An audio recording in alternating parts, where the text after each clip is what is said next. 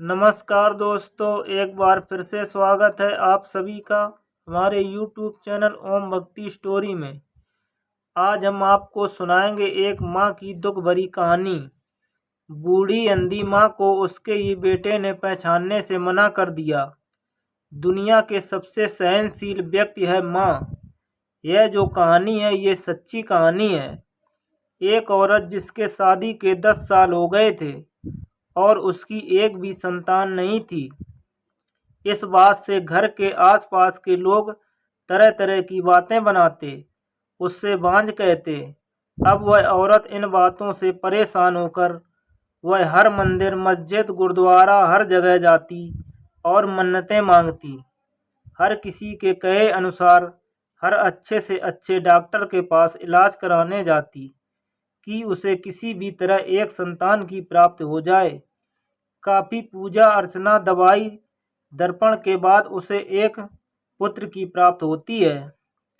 पहली बार जब उसने अपने बच्चे को गोद लिया तो बच्चा बड़ा ही खूबसूरत, बड़ा ही सुंदर था। यह देखकर वह महिला कहती है कि मेरा बेटा चांद का टुकड़ा है, बड़ा ही सुंदर बेटा है। अब दोनों पति पत्नी अपने बच्चे को बहुत अच्छे से पालने लगते हैं, उसकी सेवा करने लगते हैं। अब इसी तरह 1 साल बीत जाता है। 1 साल के बाद अब वह बच्चा धीरे धीरे अपने बल पर खड़े होने की, चलने की कोशिश करता है। एक दिन की बात है, वह बच्चा इसी तरह घर में खेल रहा था। उसकी माँ कुछ काम कर रही थी। पिता घर में नहीं थे, वो बाहर थे। वह बच्चा खेलते खेलते घर में ही पड़े लोहे के सरिये के पास चला जाता है और वह लोहे के सरिया उस बच्चे के आँख में घुस जाती है। उस बच्चे की आँख पूरी तरह घायल हो जाती है। बच्चे की रोने बिलखने की आवाज़ सुनकर उसकी माँ उसके पास आती है और अपने बच्चे को देखकर तड़प उठती है और उसे लेकर जल्दी से जल्दी डॉक्टर के पास भागती है। उसका पति भी यह खबर सुनने के बाद उसके साथ डॉक्टर के पास जाता है। डॉक्टर के पास जाने के बाद डॉक्टर इलाज करता है और इलाज के बाद डॉक्टर ने कहा आपके बेटे की एक आंख चली गई है, वह एक आंख से अंधा हो गया है। तो उसकी माँ ने कहा डॉक्टर मेरे बच्चे को किसी भी तरह बचा लीजिए, मैं कुछ भी करने के लिए तैयार हूँ। तो डॉक्टर ने कहा एक उपाय है, अगर आप अपनी एक आंख बच्चे को दे देती हैं तो आपका बच्चा ठीक हो सकता है। यह बात सुनते ही बच्चे का पिता बोला नहीं नहीं, एक ही आंख काफ़ी है। तब उसकी माँ ने कहा नहीं, मेरा इतना सुंदर सा चांद सा बेटा है, उसकी एक आंख चली गई, मैं अपनी आंख दूंगी। मेरी आंखें चली जाएं कोई बात नहीं, मेरे बच्चे की आंख नहीं जानी चाहिए। अब उस माँ के कहे अनुसार उसकी एक आंख निकालकर उसके बच्चे को लगा दी जाती है। अब वह माँ एक आंख से कानी हो जाती है, सिर्फ उसके पास एक ही आंख बचती है। अब उसका बच्चा धीरे धीरे स्वस्थ हो जाता है। अब कुछ दिन बीतते हैं। 6 महीने बाद उस माँ पर एक और बहुत बड़ा दुखों का पहाड़ टूट पड़ता है। हुआ ये कि उस महिला का पति इस दुनिया को छोड़कर चला जाता है, उसकी मौत हो जाती है। अब वह महिला पूरी तरह अकेली हो जाती है, सिर्फ उसका बच्चा और वो अपने बच्चे को लेकर किसी तरह अपना जीवन यापन करने लगती है। अब वह अकेली अपने बच्चे को पालन पोषण करने लगती है। घर में कमाने वाला सिर्फ उसका पति था, जिसके मरने के बाद उसको दूसरों के घर में जाकर बर्तन, झाड़ू, पोछा करना पड़ता है। अब इसी तरह अपने बच्चे को देखते हुए वो संतोष करती है। वह रोज़ मेहनत करती, मजदूरी करती और अच्छे अच्छे कपड़े, खिलौने अपने बच्चे को लाती।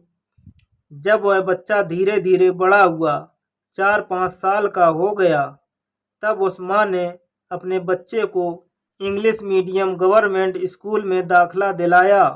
दाखिले के बाद वह उसकी पढ़ाई अच्छे से करवाने लगी। वह माँ रोज अपने बच्चे की उंगली पकड़कर उसको स्कूल में छोड़ने जाती और छोड़कर वापस आती।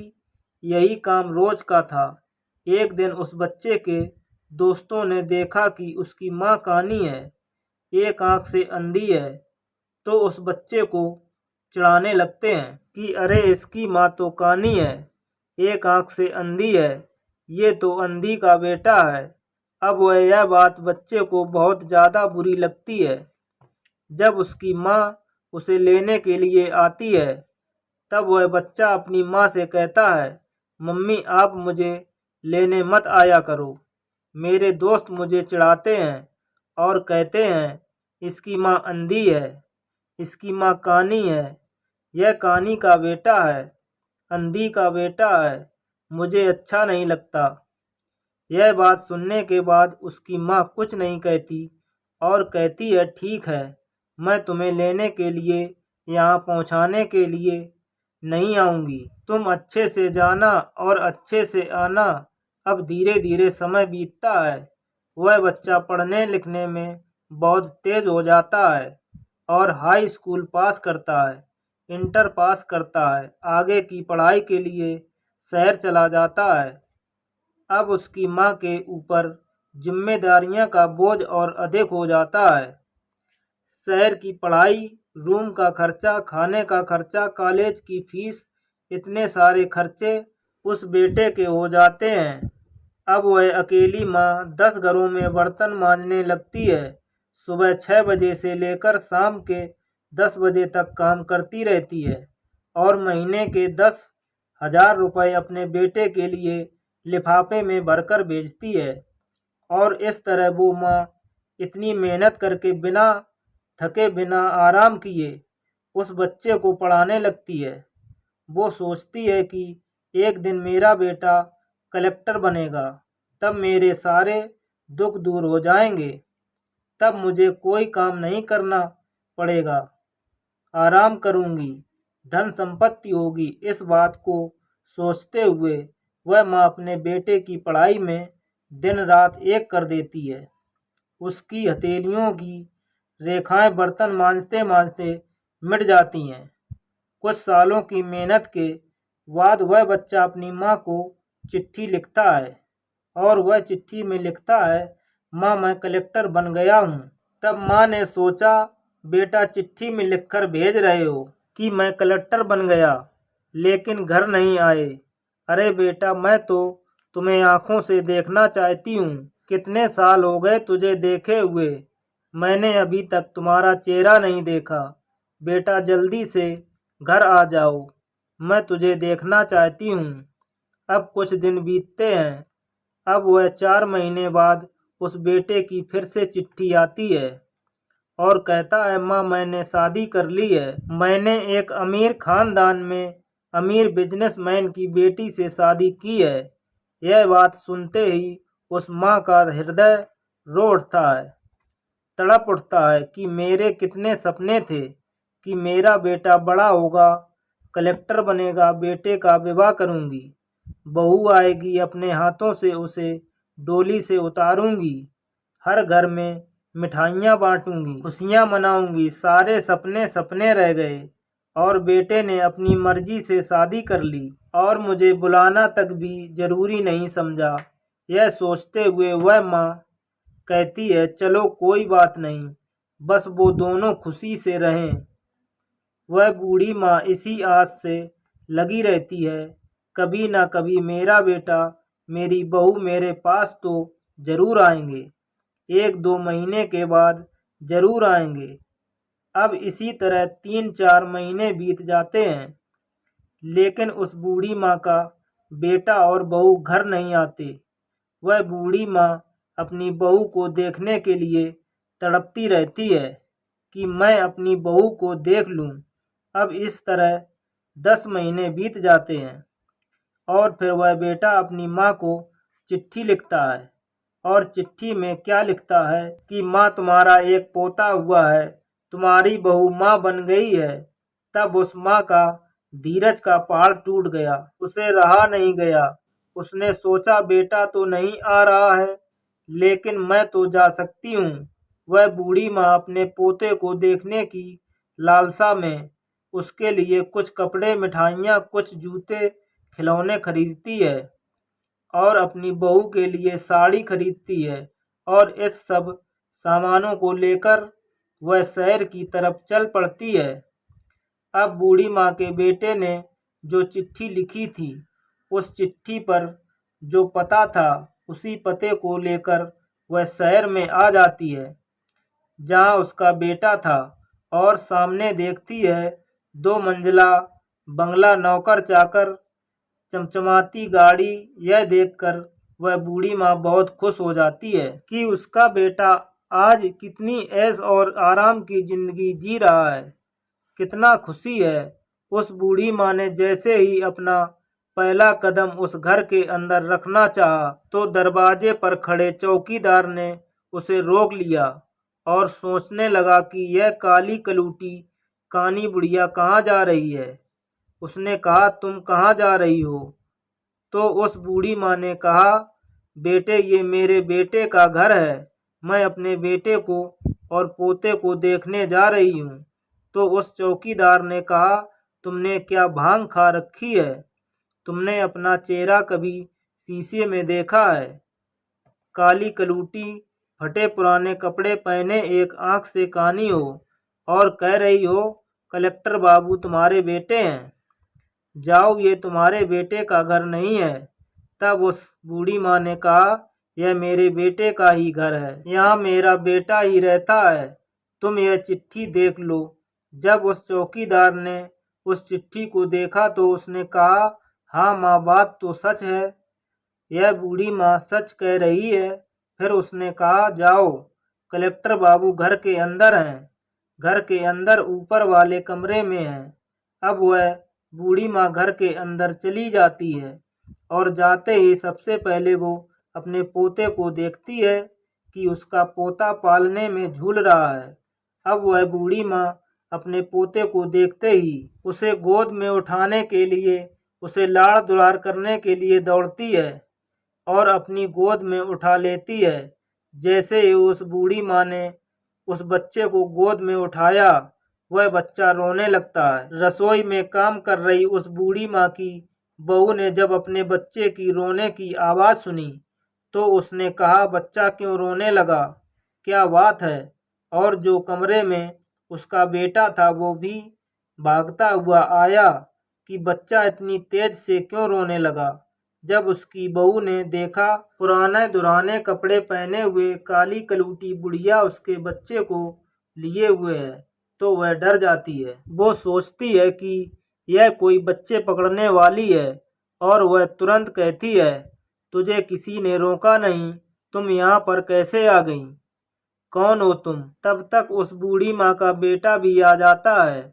तब उस बूढ़ी माँ ने अपने बेटे को देखा और कहा, बेटा, तुम मुझे मिलने नहीं आए, बहू को लेकर नहीं आए, मुझे अपने पोते को देखना था, मुझे इसकी याद आ रही थी, इसलिए मैं चली आई। यह बात सुनते ही उस बहू ने अपने पति से कहा, क्यों जी, आपने तो कभी बताया ही नहीं कि आपकी भी माँ है। क्या यही आपकी माँ है? क्या तुम्हारी माँ इतनी दरिद्र है? तुम इतने दरिद्र खानदान से हो? अब अपनी पत्नी की यह बातें सुनकर उस बेटे को बड़ी लज्जा आई और उसने झट से कहा, नहीं, यह मेरी माँ नहीं है, मैं इन्हें नहीं जानता। उसकी माँ ने कहा, बेटे, कैसी बात कर रहे हो, मैं तुम्हारी माँ हूँ, तुमसे मिलने आई हूँ। अब फिर वह बेटा तुरंत कहता है कि नहीं नहीं, ये मेरी माँ नहीं है, मैं इनको नहीं जानता। वह बेटा अपनी माँ को पहचानने से साफ मना कर देता है। अब यह बात सुनने के बाद उस बूढ़ी माँ का दिल चूर चूर हो जाता है। उसे बहुत बड़ा आघात लगता है, उसे बड़ा दुख होता है, पूरे जीवन उसके लिए मर मिटी है। और वही बेटा बड़ा होकर जब विवाह हो जाता है तो अपनी पत्नी की सुंदरता में खोकर माँ को भूल जाता है। तब उस माँ ने रोते हुए, मन में रोते हुए दिल से कहा, बेटे, मेरा बेटा भी तुम्हारे जैसा दिखता है, इसलिए मैं यहाँ चली आई। मैंने सोचा तुम ही मेरे बेटे हो सकता है मुझे गलतफहमी हो गई हो। ठीक है, मैं जा रही हूँ। वह माँ इतना कहते ही चली जाती है और गेट पर जाती है और गेट पर जाकर उस चौकीदार से कहती है, बेटे मुझे इस कलेक्टर बाबू को खत लिखना है, क्या तुम लिख सकते हो? तो उस चौकीदार ने सोचा चलो बूढ़ी माँ है, कलेक्टर बाबू को खत लिखना चाहती है, लिख देता हूँ। खत लिखने के बाद वह माँ उस खत को लेकर घर में बने हाल आ जाती है और हाल में ही एक पंखा लगा हुआ था। वह बूढ़ी माँ साड़ी को उस पंखे में बांधती है और चिट्ठी को हाथ में लेती है और चिट्ठी को हाथ में लिए साड़ी के बने फंदे में लटक जाती है। अब वह बूढ़ी माँ इस दुनिया से चली जाती है, उसकी मौत हो जाती है। जीते जी उस माँ को सुख नहीं मिला और बुढ़ापे में भी उसके बेटे ने उसे पहचानने से इनकार कर दिया। सोचिए कितना बड़ा आघात लगा होगा उस बूढ़ी माँ को कि उसने आत्महत्या कर ली और अपने बेटे के नाम एक खत छोड़ दिया। अब कुछ समय बाद उस बूढ़ी माँ का बेटा सूट बूट पहने तैयार होकर ऑफिस के लिए छत की सीढ़ियों से नीचे उतरता है और उसके पीछे पीछे उसकी पत्नी भी आती है। जब वह बेटा देखता है उसकी माँ फांसी के फंदे से झूल रही है, उसकी मौत हो चुकी है, उसके बेटे ने सोचा कि मैंने तो छोटी सी गलती की थी, माँ ने तो आत्महत्या ही कर ली, मुझे इतनी बड़ी सज़ा दे दी। तब उसकी पत्नी ने कहा, क्यों जी, यह आपकी माँ ही थी, आपने झूठ क्यों बोला? उससे पहले बेटा कुछ जवाब देता, वह बहू तुरंत उस बूढ़ी माँ के हाथ से वह चिट्ठी पढ़ने लगती है। चिट्ठी में क्या लिखा था? लिखा था, बेटे बचपन से लेकर आज तक तुम मुझे बस सूरज समझते रहे, मैं तुझे सुंदर नहीं लगती तो इसका कारण भी जान लो। मैं सुंदर क्यों नहीं लगती? मैं काली क्यों हो गई? एक आंख से अंधी क्यों हो गई? बेटे तुम्हारे आंख में सरिया घुस गया था, डॉक्टर ने कहा था मैं अपनी आंख तुम्हें दे दूंगी तो तुम ठीक हो जाओगे और मैंने ऐसा ही किया और आज तुम इस दुनिया को दूसरी आंख से भी देख रहे हो। जो आंख तुम्हारे अंदर लगी है बेटा वह मेरी ही आंख है।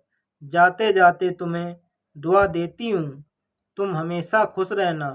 तुझे इस माँ से लज्जा आ रही थी तो आज यह माँ तुझे छोड़कर जा रही है, तुझे अब कभी लज्जा नहीं आएगी, समाज में तुम्हारा मान खराब नहीं होगा।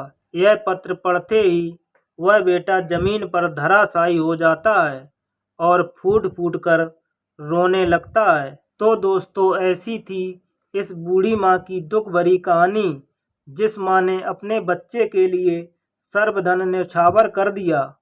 आज उसी को यह सज़ा मिली, उसे यह दिन देखना पड़ा। भगवान करे ऐसा किसी के साथ ना हो। हर कोई अपने माँ बाप से प्रेम करे, उनका मान सम्मान करे और हर माँ बाप अपने बच्चों के साथ रहे। इसी के साथ हम वीडियो को समाप्त करते हैं। दोस्तों, अगर आपको हमारी कहानी पसंद आए तो प्लीज़ हमारे चैनल को सब्सक्राइब करें, वीडियो को लाइक करें। धन्यवाद।